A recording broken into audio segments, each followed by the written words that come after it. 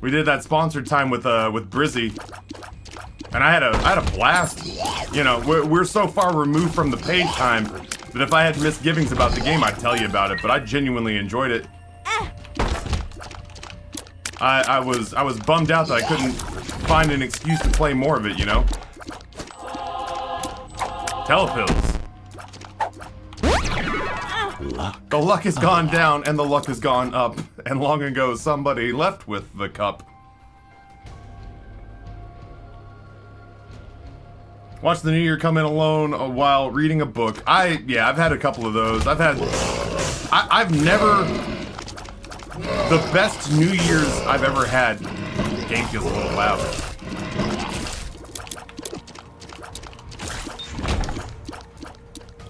The best New Year's I've ever had. The best New Year's I've ever had have been while I was working. While I was working at restaurants, and I feel bad because Amber wasn't there for those. She and I were married, and I was just waiting tables. But I want to say it was ringing in the New Year 2011 and ringing in the New Year 2012. 2000. That's great. That's so much better than I was worried it was going to be. 2011, I had a little section in the back of this restaurant, and I had a food critic from the Richmond Times-Dispatch come in. And she sat with a bunch of her friends and said, "Are you Ryan?" And I was like, "I am." And she said, "All right, they said you were going to be our server for the evening. We're going to be with you till the ball drop. Is that cool?" God damn it, Ryan. She didn't say that. I'd have been real off-put. I was like, wow, this is got some real tonal whiplash in this conversation. There we go. That's probably better.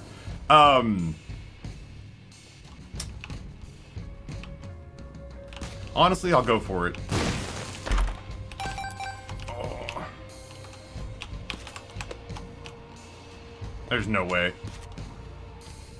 I mean, there's probably a way, but I don't think I have it in me. So yeah, she says, what does the M80 do again? She says, "We're gonna be your table. We're gonna be with you all the way through the ball drop." And I was like, "Spectacular! I'm super down." So she said a bread plate in the middle of the table. So we're gonna be drinking bourbon all night long. Is that cool with you? And I said, "Yeah, I really like bourbon." I said, I hope you guys enjoy it too." And she said, "No, you don't understand. You seem to have misread what I said. I said we're, including you, Ryan, gonna be drinking bourbon all night long. Is that good with you?" And I was like, "Hell yeah, that's good with me." So they bought. Every time they bought a round of bourbons, they basically like said, "We're gonna buy a bottle," and then every time I came to the table, they poured some into a glass that sat in like a bread plate in the middle of the table, and that was mine. And every time I came to check in on them, I was to take a big slug of bourbon. So that was a good night. I basically had like $100 worth of bourbon purchased for me, and then I had I got tipped on the bourbon that was purchased for me. Taking damage, have a chance to explode. Sure, I mean, yeah, might as well. And then a server with whom I was friends came over and gave me a little peck on the cheek because neither one of us could be with the person we were dating, or not dating, she was dating, I was married. But you know, everybody's making out all of a sudden, and when you're working staff there, it's awful lonely. Same thing the next year, I was working at the front of that same restaurant. And the manager was a nice kid, but he got blasted on champagne like an hour before the ball dropped. So we were just kind of like left to manage ourselves because he was drunk in the back office. He was a nice enough guy, but he really did fucking kind of let us down. Like, we genuinely needed guidance because we were in a packed restaurant at like 1, 2 o'clock in the morning. And he was like face down on his keyboard. He was like face down on his keyboard in the back office, and we were just like, oh, so we're just on our own, huh? So right before the clock ticked over, the bartender, who was this like smoking hot suicide girl bartender, grabbed me and goes, "Caps, come here." I said, "What? God, we're all busy. What's going on?" And she put a big ass Eagle Rare on the rocks in my hands and pushed me up on top of this massive bar that stretched the length of the restaurant. And as I was standing up there, everybody was looking at me going like, is he gonna jump? Because that's not gonna kill him. That's like a 4-foot drop.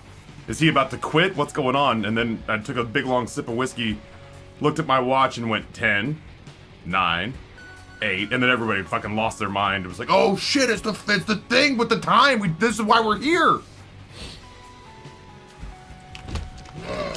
So yeah, recently, with the exception of just like times that I hung out with like my niece and my sons, the quiet times, but the only times I can think of that I had like raucous, debauched, standard sort of typical New Year's Eve celebrations, I was being paid. I was basically a paid celebrator.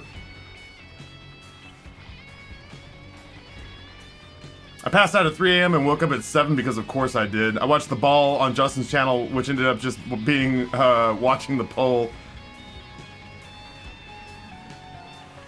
Good morning, Candyman. I'm not apologizing for requesting Bug Taffy and Noah to Justin's wheel. I was funny. It made him a lot of money. You know what I mean? I'm always down for watching my friends get paid, you know? And on top of that, the funny thing is that I'm always worried that I'm not as funny or as charming as I think I am, especially when I get into somebody else's chat. I get into like somebody else's chat and I'm just like, oh man, I think I'm funny and I think I'm witty and I think I'm entertaining.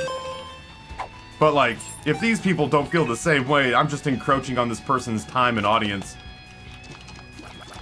But I saw a couple of people who basically said for an hour of just sitting around and bullshitting and trying to wrangle me and Noah, Justin saw a level 5 hype train complete itself for the first time since the subathon.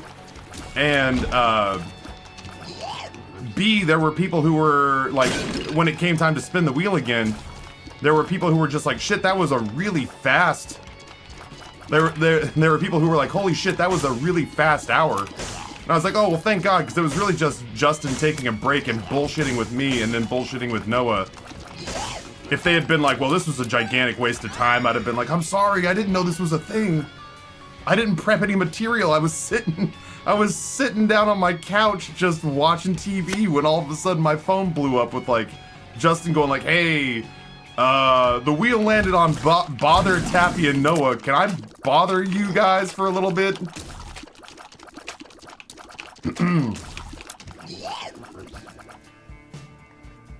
I spent the evening playing video games, was the only one in my house who was up at midnight.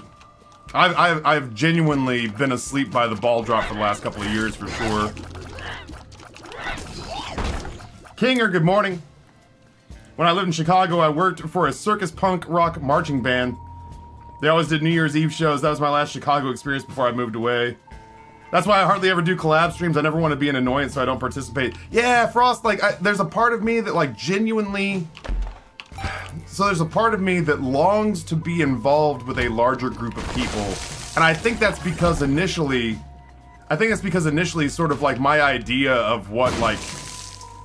the pinnacle of success on Twitch was always, like, the NLSS.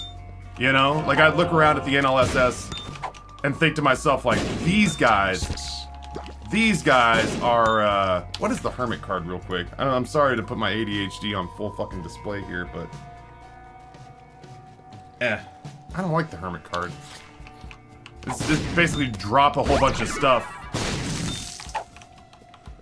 Drop a whole bunch of stuff and, turn it into coins and items and shit like that. Like, basically, yeah, it's fucking...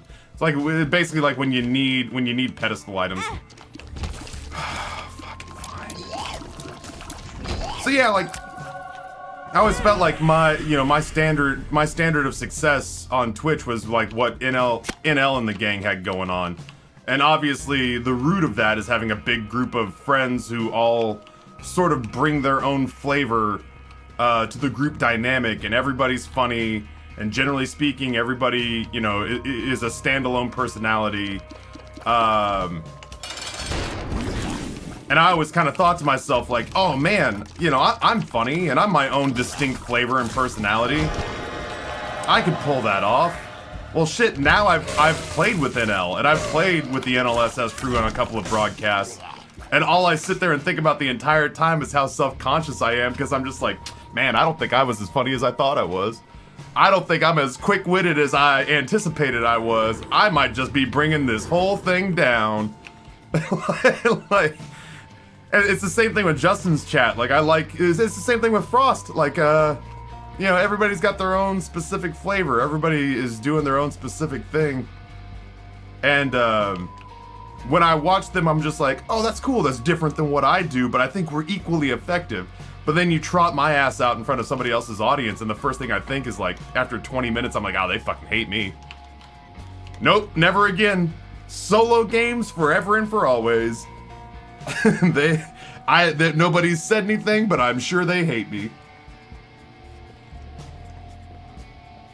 Yeah, great Jug. I feel the same way. I'm so glad that Justin made some money and got to rest for a bit. I'm glad Justin got paid to take a break during a long-ass stream. I passed out like a half hour before the ball dropped. Rest in peace, Betty. Yeah, I mean, like, you know. Obviously, I count myself as a proponent of Betty White.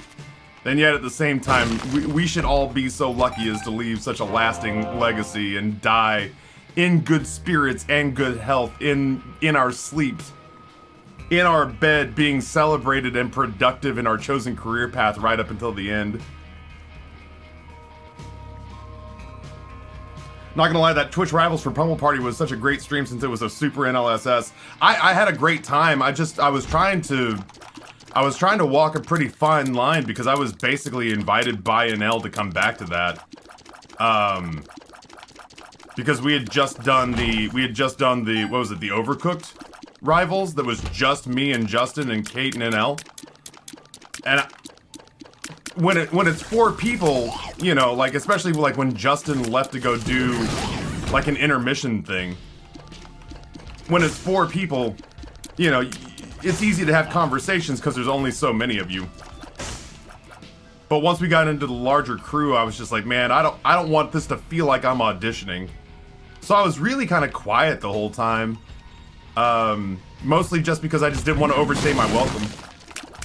I didn't want it to be like, oh, well, Taffy used that entire time to try to convince us to like him, as opposed to just playing Pummel Party and making good content. So, you know, they had their own vibe and their own rhythm, and I just kind of tried to stay out of the way for the most part. Taffy, you're so funny and witty, you made a professional baseball player self-conscious and not feel funny on his own show.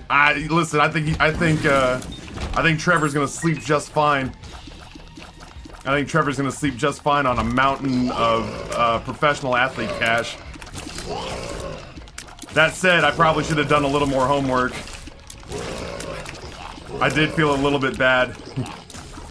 I did feel a little bit bad that I said, oh yeah, my son Rory said he wanted to be a streamer, and I was like, nope.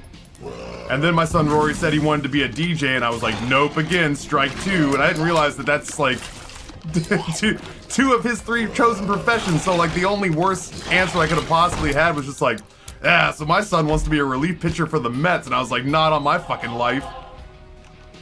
You're gonna play a real sport for a real franchise, not one that's second place in its own market for a stupid game that people fall asleep during. Oh, also, you can't be a DJ or a Twitch streamer. It wasn't until he said, wow, I feel kind of attacked right now, that I was like, ah, shit, he does all those things. Sorry, Trevor.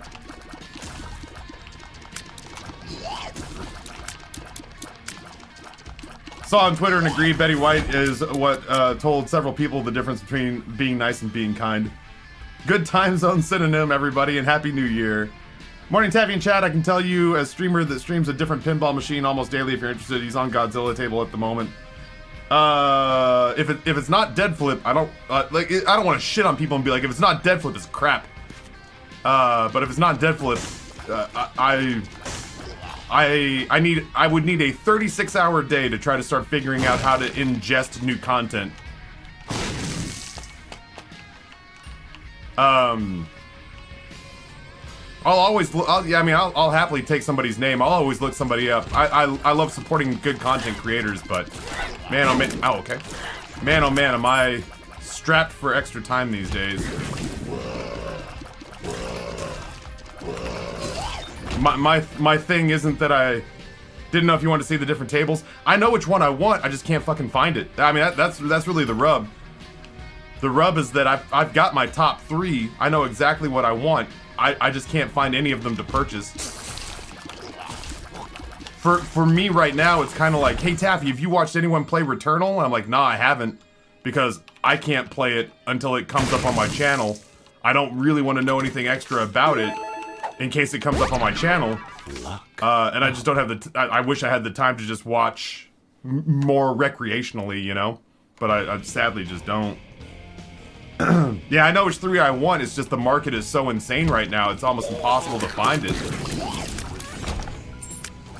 I hoped to have had the Stranger Things table purchased by the end of the calendar year. That's pretty good. I had hoped to have the Stranger Things table purchased by the end of the calendar year. I don't know why I did that. I knew I was taking the Queen of Hearts with me because I feel like it's got more upside if I get a health upgrade. Because I wanted it to be a business write-off for the 2021 tax season. I wanted to give myself a $10,000 tax write-off. But I genuinely have... Oh no. My son! I genuinely have not been able to find the table I want for sale. That's not true. I've found the table I want for sale, but there's a weird catch-22. Almost everybody who I've found who has that table for sale has basically said, here's what I'm looking for. I'm looking for a trade. I want to give up Stranger Things and I want to get Deadpool or Avengers or whatever. If you can't do a straight across trade, what they want instead is 125 or 130% asking price. And the reason that they do that is because they want the other table. They don't want the money. So if they're going to get money, they want so much money that it justifies them taking the cash and then looking to buy a table, which is hard. It's harder to buy a table right now than it is to swap tables with somebody who has what you want to play next. Dudes spanking dudes, Happy New Year.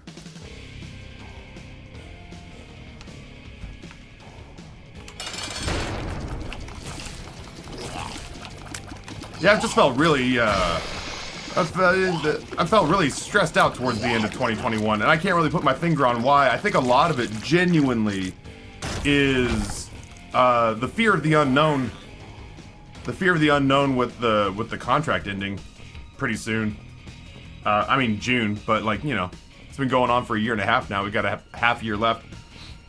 That's gonna dip me back into foreign waters. I've got some plans for how I think I might be able to counteract that loss of sort of financial security, but yeah, 2020 is gonna be... There's no two ways to slice it. 2020 is gonna be about some adjustment. It's gonna be testing the water on some new things, and I do think I'm, you know, if I don't somehow miraculously come up with that Twitch contract, I do think that I'm gonna adjust my schedule to take Sundays and Mondays off, and minor league Mondays will just become Tuesday. The spiritual successor. Old minor league Monday will be Tuesday, but you know it'll be Monday at heart. Amber made a good point. Mondays will still be the best time to get your name on the board. It just won't be while I stream. And then Tuesday truly will be the greatest day of the week because it'll be when we start stream up again.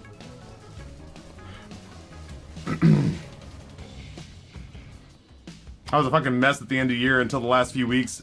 Nothing bad is happening. I want to go on record for me and say, like, there's no reason to be scared. I'm just a person who runs at a naturally high, anxious motor. And you know, on paper, if I don't make some adjustments, if I don't figure out some solutions, I will have a situation where once that Twitch money goes away, very quickly, I will find myself like with expenses doing this and revenue doing that. So I'll have to just make tweaks. I'll have to make adjustments. It's not the end of the world. Every business does it. But I you know, after 2 years of sort of unparalleled success and growth and good fortune, this is on paper slated to be the first year where I kind of take like an anticipated step back, and that's like, I don't wanna. I just want to see hockey stick growth and success. I just want to rocket ship into the stars. I don't want to have a comeback down to earth day. But you know, I gotta keep making some like grown-up decisions about you know, budgeting and planning and auxiliary plans and, you know, backups to my backups and trying to do all that while figuring out how not to crash my spaceship into the sun. You're a top 1,000 man, you'll be fine. Yeah, I mean, yeah, honestly, I guess my thing is just like I'm not a person I'm not a person who's easily satisfied, and I'm not the kind of person who does well with like I'm a firm believer that there's no such thing as resting in place on Twitch. I feel like you're either moving forward or sliding backwards. There's no such thing as treading water, in my opinion. And so I'm somebody who I don't celebrate victories very long, if that makes sense. I don't celebrate victories very long. I take a minute, I crack a bottle of bubbly, but then it's like, what's the next rung on the ladder? That's all I can ever think about. It's like, oh, that's great, good for you. What's next? And so this is the first year in a while that I've had to, you know, like, this year we sold Pretzel. This year was the only full year I'm gonna get where all 12 months had the. This is the first year where all 12 months had the Twitch contract involved. Damn. Yeah, I don't know. It's nothing bad. It's just so it's a lot to process. You know? Because again, I don't want to have Noah wake up on this have Noah wake up on this first day. I don't want to have Noah wake up on this first day of 2022 and be like, Taffy's talking about things he signed an NDA for. So I don't want to get into too many specifics, but you know, come June, there's going to be a pretty significant katana slash to my monthly revenue. So I've got to just kind of make sure that I adjust accordingly and don't just kind of act like we're gonna print money and live forever, you know? I agree with 100% with that take on Twitch. Can't stop, or someone else will do your job better than you. Yep, that's there are so many nice viewers and nice community members who say exactly the right things on Twitch, which is, oh Taffy, oh Frosty, oh my favorite streamer. Nothing you could ever do would drive me away. I'm yours forever. And they mean it. God bless them, they mean it. They really do. But then you go away for like a month, you go away for like a week, whatever, and you come back and it's like, man, that person who said they'd never leave me sure does seem to be watching a whole lot of XYZ streamer. Boy, those people who said they'd never leave me sure are over in Justin's chat a lot. That person who told me it was okay to take time off sure seems to be spending a lot of time over at Frost's channel. Like, it's funny because the poker player in me has to read people.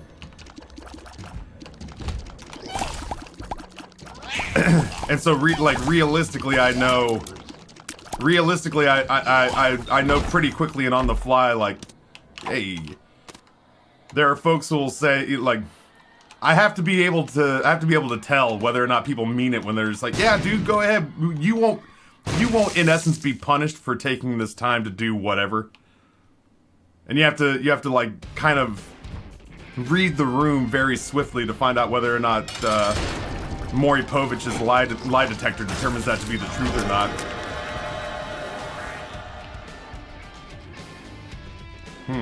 Well, you're gonna pay out, my guy. Whether you like it or not. This is why we carried the Queen of Hearts for 2 floors despite not having any Red Heart health. Time to sell a kid to champion.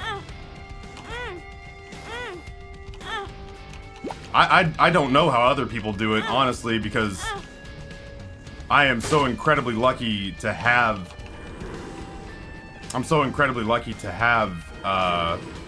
so many high rollers who do spend a fortune here.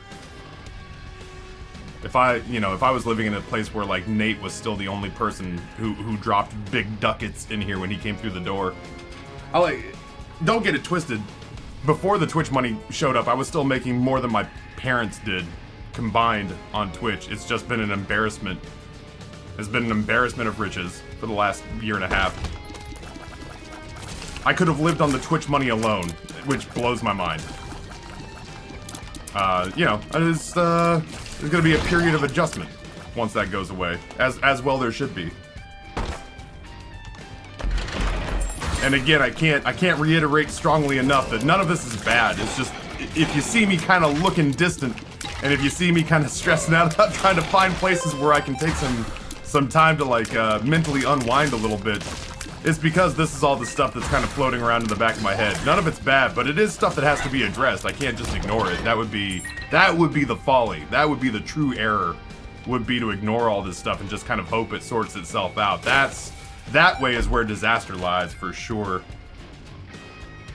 CB Hulk, good morning. It's easy to just see if you can put a mortgage payment on the throne.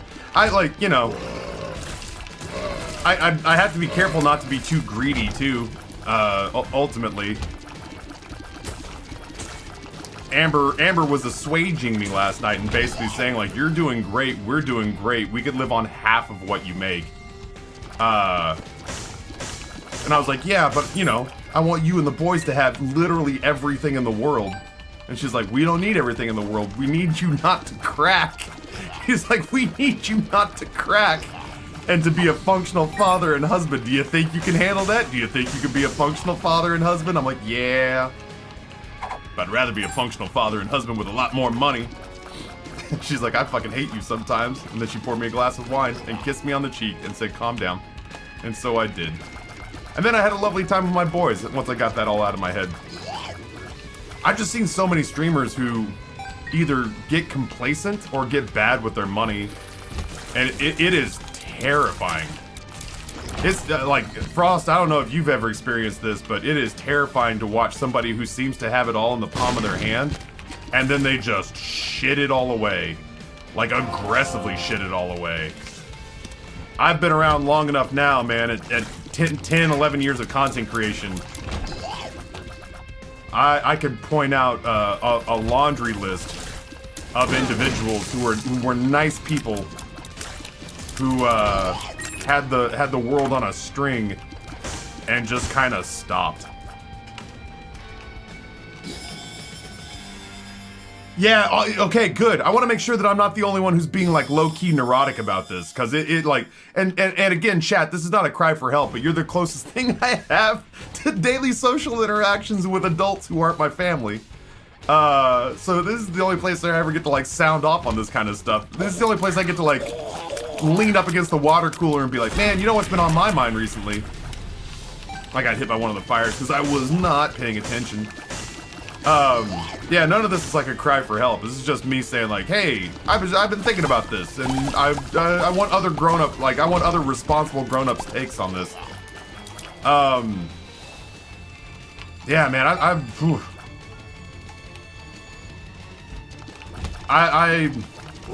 one of my favorite stories to tell was of a YouTuber that I say I used to know. I met him.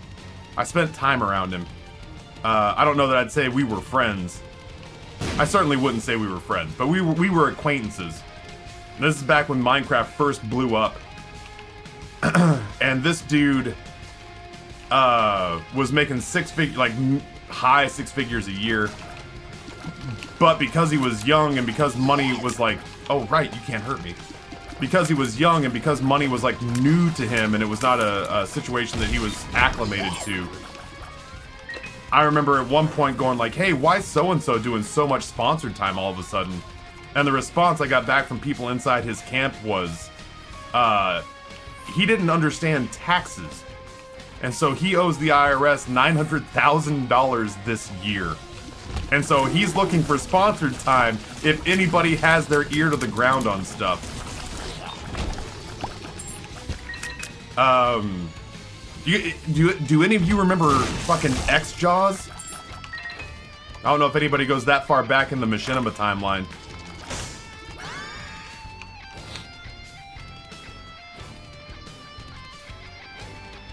I had coworkers ask how and why I watch Twitch all day. I live alone. I need to hear other people talk at me. Yeah, this is the closest thing I have to like But you know, this is my central perk. You know, I only watched Friends through the one time when my sister bought the complete box set and just played it at the apartment we shared. Nobody's heard of X-Jaws? Yeah, that's kind of my point. This dude was one of the biggest names in YouTube gaming about 7 years ago. And the money tap opened for him. And then he stopped making content because he had to go out and spend all that money. And there were rumors of, you know, there were rumors of the introduction of drugs. And there was suddenly like a porn star girlfriend and lavish Instagram photos of a pretty impressive lifestyle. But he stopped making videos. And then the money dried up, and then the next thing you know is like the only thing I can think of, that would be that feels worse than having your moment in the sun and having an end is trying to mount a comeback and having the reason you have a comeback mounting be as transparent as the fucking money ran out and I need more. And I realized that if I don't make YouTube videos, then there's no money to be had. That's so fucking funny, LaFlavo. I remember X-Jaws OG COD just verified my account to type that message. But that's the what am I looking for? The cautionary tale that lives inside my brain, which is like, that's obviously on the like highest scale, right? Like that's the biggest, you know, holy shit, you know, we'll substitute out his name with mine, but like, yeah, Taffy became a millionaire. He had the world on a string. He was being interviewed to do like hosting gigs with Twitch. You know, all of a sudden everybody knew his names and he was on signage and he had sponsors lining up. But then he just stopped doing the work. And then the next thing you knew is people stopped caring and he couldn't justify why they should start again. And I just, there's nothing else in the world that I want to do as much as I want to do this. So the idea of becoming complacent and losing all these like precious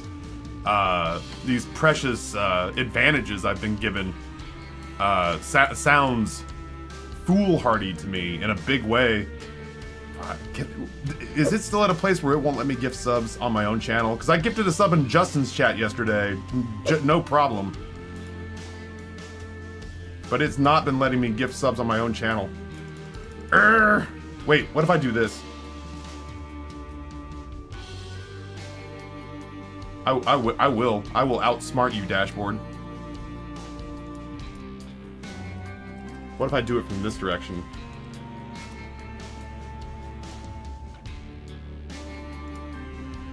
Oh, mutiny, for the love of God. Can I gift it from here? Why do I have so many viewers? What's going on? Gift one sub. Oh no, gift a specific sub.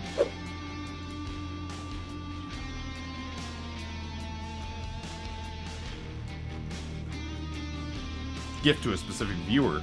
God, I hate that I'm having to do this. You better let me do it, I'll slap the shit out of you, Twitch.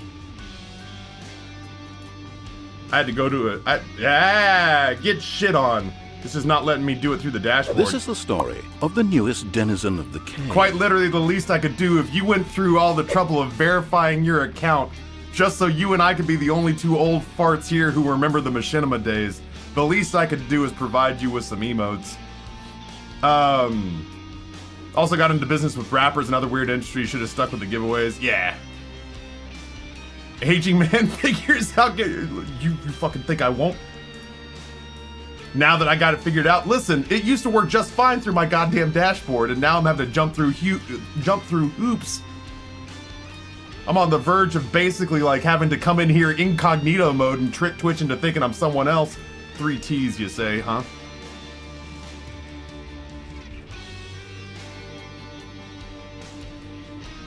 Yeah, I got you now, you son of a bitch.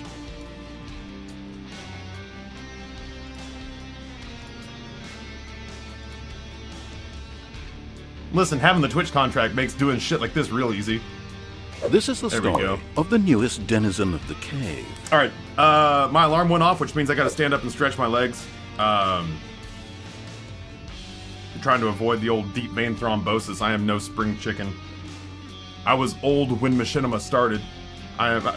Listen, now that Betty White's dead, I might be the oldest entertainer in all of media.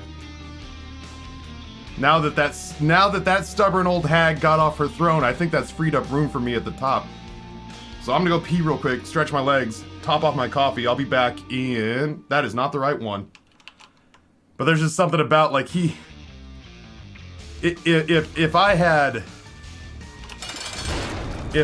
fame...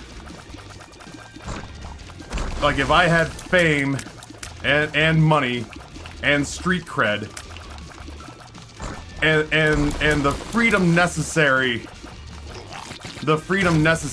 to, like, just kind of say, ah, fuck it, and do and say kind of whatever I want, I feel like Hutch and I would be very similar. I feel like I would go down a very similar vein.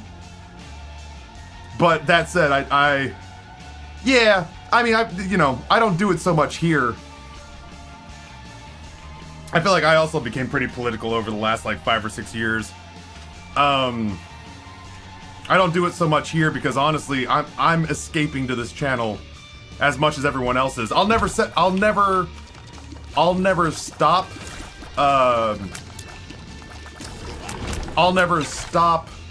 civil discourse. I'll never stop civil discourse from happening in the channel. There are days I'll be like, I'm not feeling it today, take it to Discord or whatever, but, like, generally speaking, as long as people are being considerate, I don't mind if you speak your mind here, obviously. Why? What is such dumb damage to take?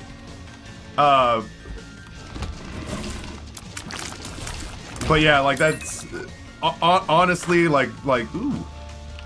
Honestly, Hutch migrated towards politics in his professional life to about the same degree that I migrated in my personal life. So it was just kind of like, it made sense that he continued to be what I wanted to look at. Because he was making himself over professionally in this, like, political scope, where I was having a lot of, like, thoughts and feelings and conflicts and opinions, where I just wanted someplace with a familiar face to sort of parse through all that, and Hutch gave that to me. I would never want to be a political streamer. That shit seems like a waking nightmare. But there's definitely a part of me that, like, I could see how it's incredibly off-putting if that's not what you want from Twitch. But as somebody who was looking for something like that on Twitch, for me it was genuinely comforting to a certain degree to have a very familiar face repackage themselves as something as a different product that I was looking for. You know what I mean? From the old Machinima days, I remember Sea Nanners. I have had dinner and gone to Disneyland with Nanners. He is a very intense, but also a very nice dude. God, I wonder if I still have that photo fucking lingering around somewhere. We had a weekly episodic on Machinima called Passive Aggression. My partner Rob and I. And it was kind of like Saturday Night Live, that every week we had a famous guest. And one week we had Sea Nanners. And we thought it would be cool if we did t-shirts.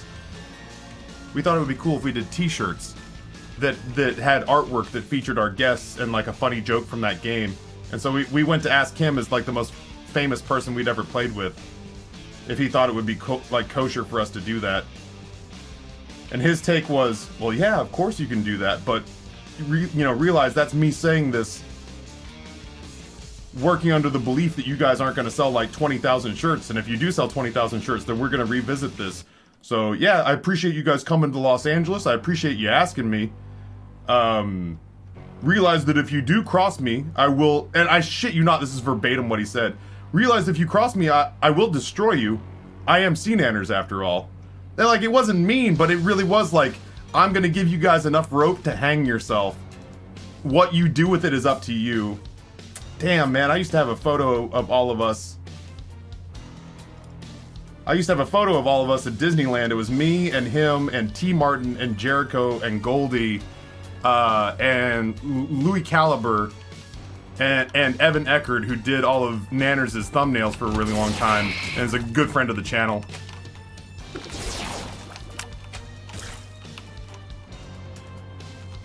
But yeah, that's Nanners is both equally cool and very intimidating at the same time. Celeste, greetings and salutations. El Pablo, good morning and Happy New Year to you as well. Yeah, Husky Ninja, that's what I'm saying. I totally get it. I totally get it. If you were a person who was looking to use Twitch to get away from all the bullshit, that would be infuriating. For me, and like part of the reason that I feel like he continues to do well is like there's enough people out there who were just like, I want somebody who's a familiar voice to guide me through these troubling times. And I've had a couple of friends, like Lucid Fox did the same thing. He went from broadcasting video game gameplay to just going straight up political, and I didn't think it was a bad idea, but I was like nervous for him because it's such a big change. But it can't hurt me. You can't hurt me. It clearly paid off for him, you know? There's clearly an audience for it. But I get if you're not, I absolutely get it. Yeah, no, that's the same Evan Eckerd that worked with Tom. Yeah. He may still, I'm not sure. I know for the longest time Evan and his wife were like if not 100%, like 75% of Syndicate's store. Like they were running his store out of their garage. Did I miss anybody? Rocket Whale, welcome. Tim! Happy to have you here. Yeah, I was gonna say, if you want me to have finger guns as an emote, you could do yourself and do the world a solid and just shell out $5 for Labrizzi's subs. And then you've got, instead of me ripping off another one of Anthony's emotes, which I have absolutely done before, instead of ripping off another one of Anthony's emotes, you can just pay the man himself.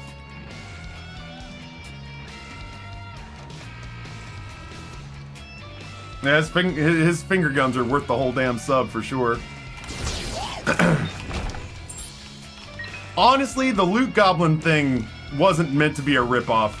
I'm trying to think, what was the last one that I truly did I felt bad? Lurk. Our Lurk emote is a different Lurk emote now, but our cultist emote is basically his Lurk emote. And he kind of called me out on it. And I kind of just shrugged and was like, yeah, I did that. Like, I had no answer. I was like, yeah, I kind of ripped it off. Sorry, bud. Like, that's your fault for continuing to have good emotes. Our cultist emote and his Lurk emote are surprisingly the same. I didn't mean to rip him off with the Loot Goblin emote. And honestly, the artwork is different enough that I don't feel too bad about it. But once it was put up on screen, I was like, yeah, it's gonna be kind of hard to hide from that. Happy New Year, Red Flurpy. God, I hope. You know what I hope.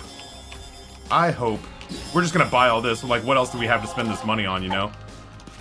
I am gonna take the gift.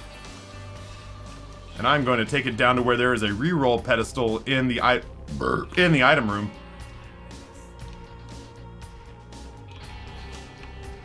I have a book now called How to Steal an Artist, and I think Taffy has read it, it seems. I don't know. I see good ideas, and like, honestly, I have never and will never flat out steal an idea from another person, like, like basically like, just change the shading on it. But if I can take a good idea and somehow make it my own, then I got no problem with that. And I know that, I mean, honestly, people are doing that with our spreadsheet. I can't count the number of people who know us, who have implemented some version of our pay Taffy to play the game spreadsheet. And I'm thrilled. I think that's great. I'm sorry, I'm just looking for the second secret room. But what if animated finger guns? I'm out of animated slots. Thermal Knight's working on an animated emote for me that's a spit take. That's the Taffy mascot doing a spit take. And I'm super excited for that, because I've not seen anybody with a spit take emote. But it also means I'm out of slots. Unless I want to lose something else. Yeah, Reedy, that sounds amazing. Fuck yeah. If you've got a market for people to purchase that, to draw that up and have you know, features and whatnot, and you can get people to sub into that for like $5 a month or whatever. Yeah, that sounds you know, I think anyone can run a Google spreadsheet, but ultimately if you make it, where the fuck is this second secret room? If you can make it something more than that, if you can make it more than the sum of its parts, then I think you might have a revelation on your hands.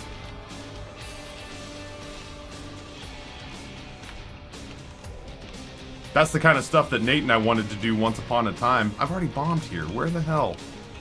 I already bombed here. Where's the second secret room?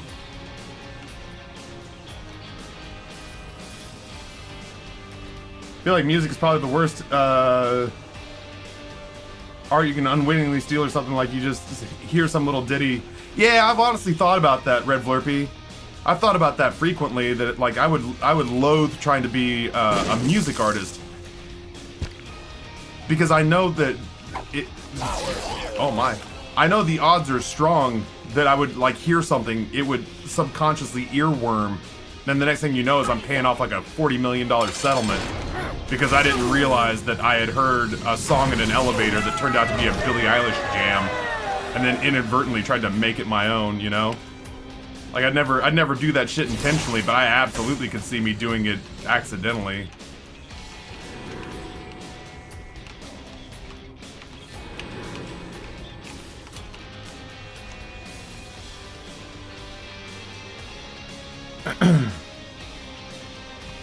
Taffy, that's what this book is about? Just quoted the book verbatim, did I really? Maybe the real second secret room is the companions we picked up along the way.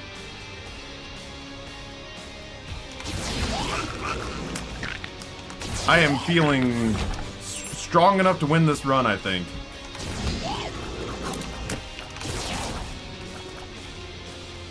Hello? Little rat bastard. I do need health, I'll say that. I could stand to pick up a couple soul hearts along the way. Or that last guppy piece. Wow, why would you do that, Ed? I guarantee you there's nothing so good inside that gray chest that it justifies the squeeze.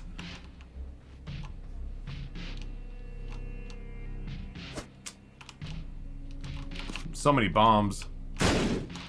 It behooves me to give these walls a try.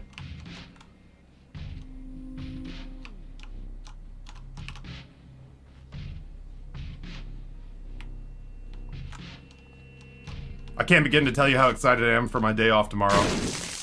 I got so much stuff I want to get done. I kind of want to clean up. The house is a mess after Christmas. Like, there's just boxes everywhere. The boys just kind of have stuff just laying around. Too much stuff just laying around. You know what?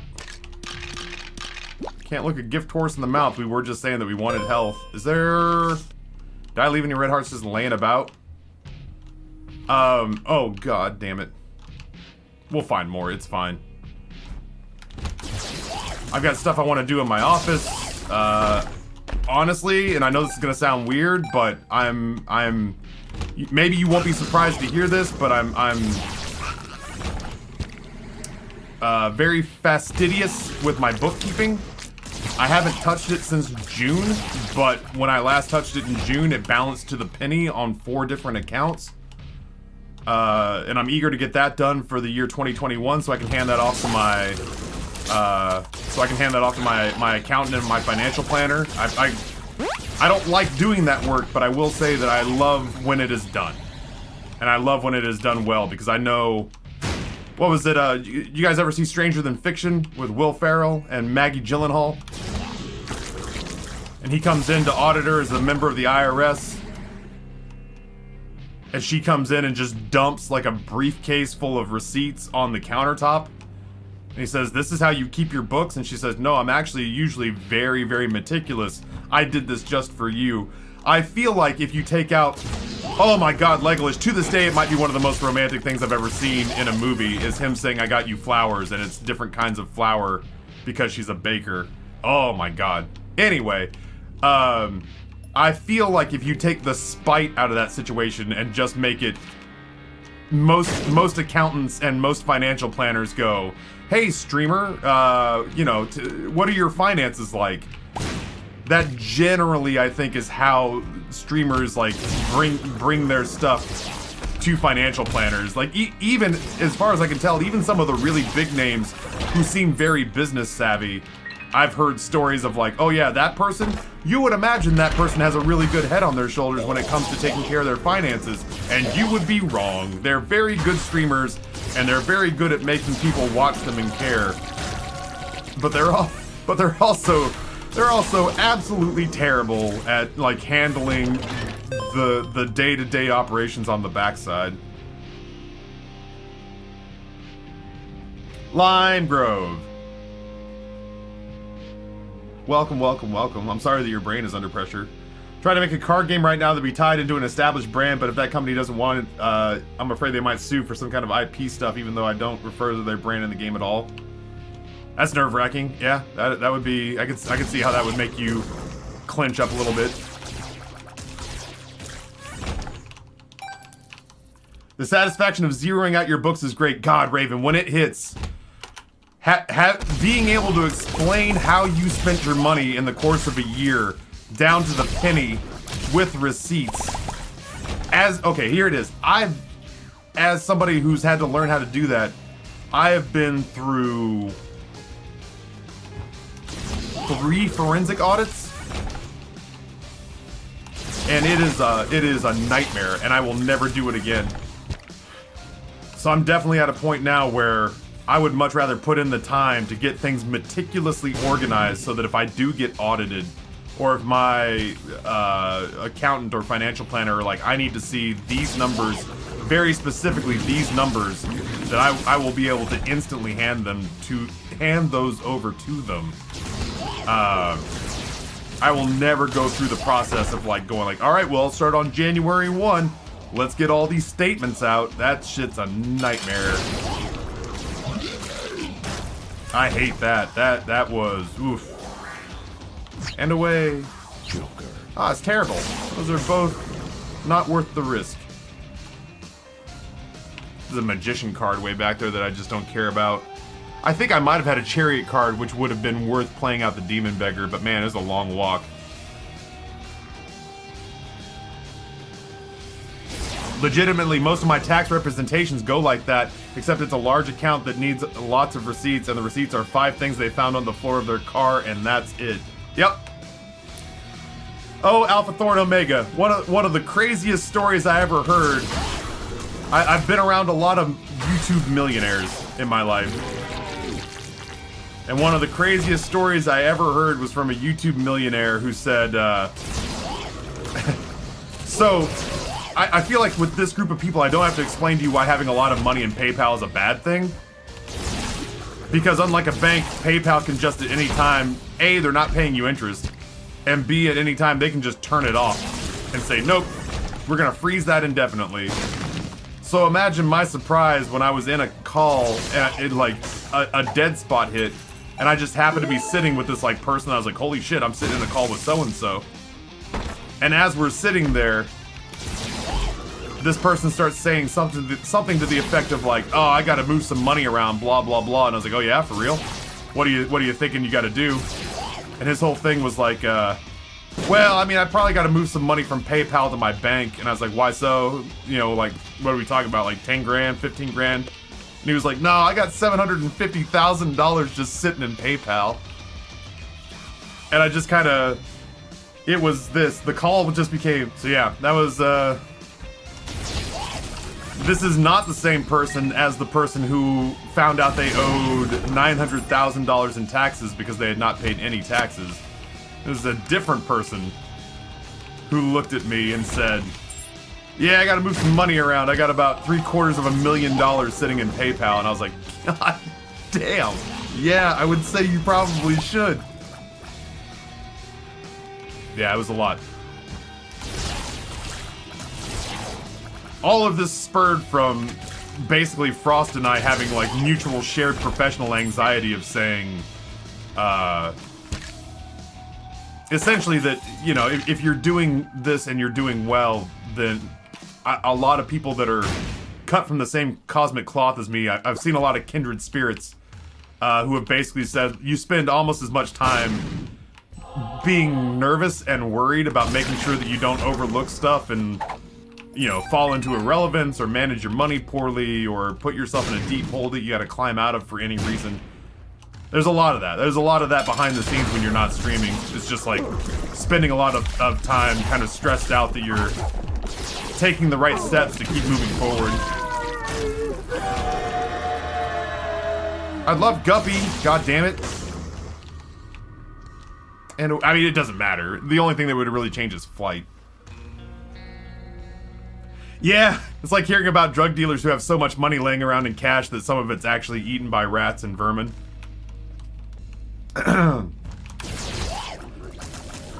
God, man. I like, there was a point in time for a very brief, like, third of a year where I was trying to be the Noah to a whole bunch, like, I was trying to be a manager for a whole bunch of people who are legitimate, like, global celebrities now. And I was out of my, I didn't want to do it, but that was the only way I could think of to justify staying in the ecosystem when all the people I used to play video games with became Minecraft stars, and I was still stuck in like a Call of Duty mindset. Ow. I was trying to find ways that I got to stay here. I just wanted to continue to be in content creation in some way, shape, or form. So I was trying to learn, as somebody who had never even managed his own business before, I was trying to learn how to justify me staying in the loop. So I was trying to be their manager, and I was trying to take care of them and do stuff for them. And I remember it went from cutting them checks for amounts of money that, you know, like nowadays, like, it seemed like a ton of money then, and it's still a lot of money, but it's like, oh, they got paid a couple $1,000s to do this thing. All right, every once in a blue moon, I get paid a couple $1,000s to do this thing, depending on what that thing is. It seemed like an unreal amount of money at the time, but what really blew my mind is by the end of it, man, when people were truly becoming household names, I was seeing checks cut to dudes that was like, hey, that physical paper check is in the mail. It's $75,000 for the month of February. That was what, like, things really started to escalate, and there's a part of me that, like, if I had managed to hack it and become that group's Noah, I'd probably be doing okay right now, but, like, it would have been just a nightmare of me trying to become suit and tie business guy, and I am not suit and tie business guy. There's a reason I pay Noah to handle that stuff for me, is because I am terrible at negotiating. I have no idea what my value is. I don't know how to ask for money. I don't know how to, like, structure contracts. I don't know how to read a room and counter offer without pissing people off. Platy Mage, good morning. Happy New Year.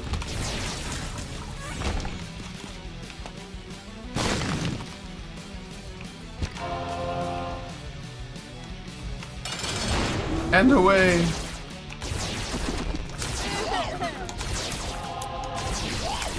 Ah, I wasn't paying attention.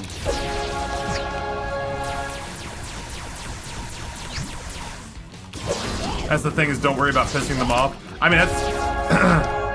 I am naturally a person who avoids conflict. Even constructive conflict. It's a fault. It's not a praiseworthy thing. It's actually a problem I have, is that there are times where I absolutely should be seeking conflict because constructive things can come from it. Let's do this. That's gotta be the right call. Yeah, it totally is. But I mean, yeah, it's part of the reason that That's part of the reason that I employ Noah now, is that I need somebody who can be my person who seeks out intentional, constructive conflict. I need somebody who is okay going like, nah, that's not good enough. You'll do better if you want us to do blank. I'm mortified at every word in that sentence. If you want blank, you'll give me blank. Like, is like anxiety inducing for me. Same, I struggle with that too. I just, even when it's in my own self-interest, like, honestly, I made out pretty well on the pretzel deal, but I only made out well on the pretzel deal because Nate's a super nice guy. Nate could have done and given me a whole lot less and been well within his legal confines to do so. But his whole take was, man, I want Taffy to be better taken care of than he is right now, even if it means taking money out of my own coffers to do it, because I want him and Amber to feel like they were appreciated for all the time and effort they put in. The only reason I got that was because Nate said, hey, you're gonna get figure 1. And I went, cool. And he goes, are you alright with that? Does that sound good to you? Because that's what it works out to on paper, is figure 1. And I went, yeah. And then he came back like 2 months later and was just like, figure 1's not high enough. You need more. Like, he came to me and told me that he had negotiated a higher number with himself on my behalf, which just does not happen in the world of business. But that's the kind of people I got into business with the second time around. This is one of the only times that I feel like marked is a really good pickup, just because I just don't want to sit here and thumb run the quad shot Tech X. Someday, Bumbo, lucky Bumbo, someday the Bumbo's a bad Bumbo. He got corn.